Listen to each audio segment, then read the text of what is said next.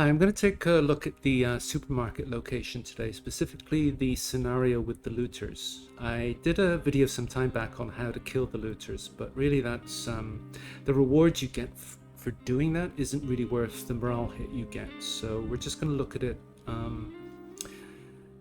in terms of how you're supposed to play it, and given that it's a safe site and they don't aggro on you as long as you don't aggro on them. So there are 2 lockpick requirements. I've only got 1 on me, but they do unlock a door for us. So let's go.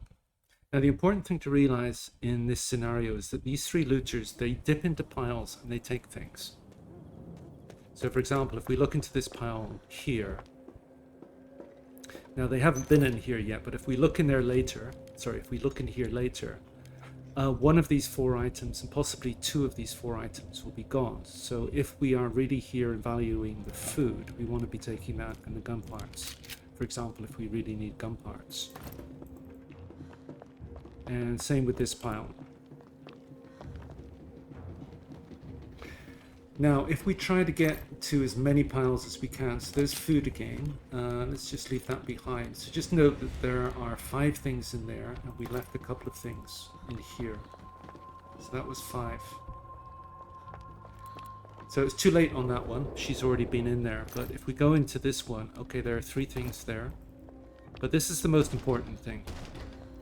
Now, they don't go into this pile until quite late. They kind of sequence through a bunch of piles here, but they don't get to this one until at the very end before they run off.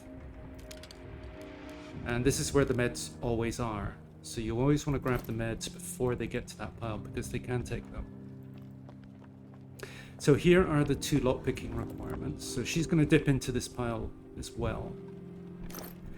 Now, things like the food, they're randomly spread around the piles, so you might want to check quite a few piles to see where the food is, if that's what you're really after. But for example, if we wanted the parts here, we should take it. Now, she will unlock this for us, and there is a pile over here. But it's just a question of how many piles can we get to before they do. I don't think the guy's come up this end yet. But if he hasn't, you just want to get to these piles here, just to see if there's anything valuable and grab it before they get to it themselves.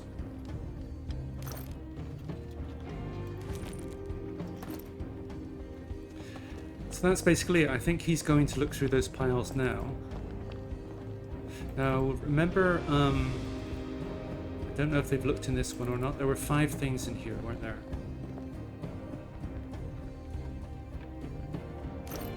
And now there are 4. So every pile they look into, 1 or 2 items will randomly disappear. And this was 2, wasn't it? Now it's 1. So this is the door that she unlocks. Now the moment she unlocks it, see if you can get to the pile before she does. Then if there's anything valuable in there, not really. So it's just 4 things. So just let her do her thing. We'll see how much she takes. So there he goes up to the medical pile. And if we hadn't grabbed the meds, we would be at risk of losing 1 or 2 of them. So she doesn't unblock this door. There are a couple of things. I'm not sure if she looked in there or not. There were 4 items. Yeah, she didn't look in there. Okay. So that's basically the supermarket looter scenario. You need to run around and get to as many piles as possible before they do. They're going to run off at about midnight. But if you don't get to the piles, obviously you could lose some valuable stuff. So that's about it.